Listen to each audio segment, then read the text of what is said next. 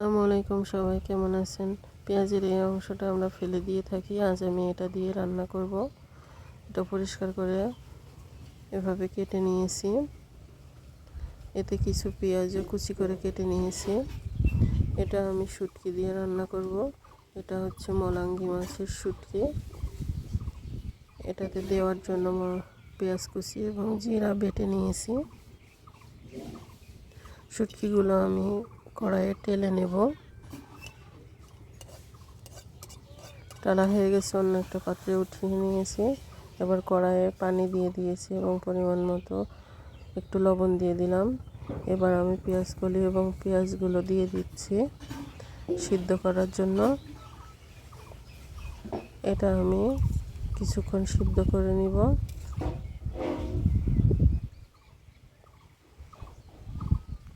সিদ্ধ করে উঠিয়ে নিব।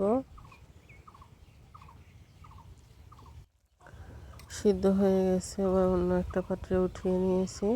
কড়াইয়ে তেল দিয়ে দিচ্ছি। পেঁয়াজগুলো এই যে উঠিয়ে নিয়েছিলাম। এবার বাটা মশলাটা আমি তেলে দিয়ে দিলাম। কিছুক্ষণ নাড়াচাড়া করে আদা রসুন বাটা দিয়ে দিচ্ছি। এবার পরিমাণ মতো হলুদ দিয়ে দিলাম। পরিমাণ মতো শুকনো মরিচের গুঁড়া দিয়ে দিলাম। কিছুক্ষণ মশলাটা কষিয়ে নিব। এবার পরিমাণ মতো লবণ দিয়ে দিলাম।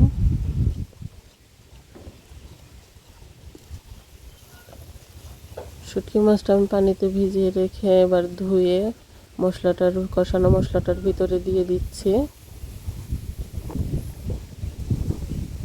মশলার সাথে মাছটা ভালোভাবে কষিয়ে নিব। এবার পেঁয়াজগুলো দিয়ে দিচ্ছি। এর সাথে মশলাটার সাথে ভালোভাবে কষিয়ে নিব।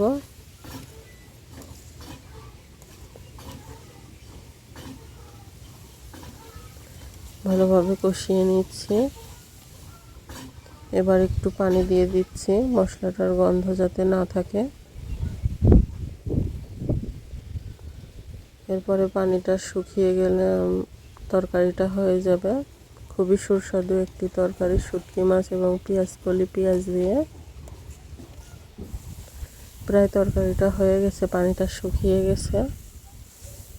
এবার আমি নামিয়ে নিয়েছি, অন্য একটা পাত্রে উঠিয়ে নেব। কত সুন্দর দেখতে হয়েছে, খেতেও বেশ সুস্বাদু। সবাইকে ভিডিওটা দেখার জন্য ধন্যবাদ।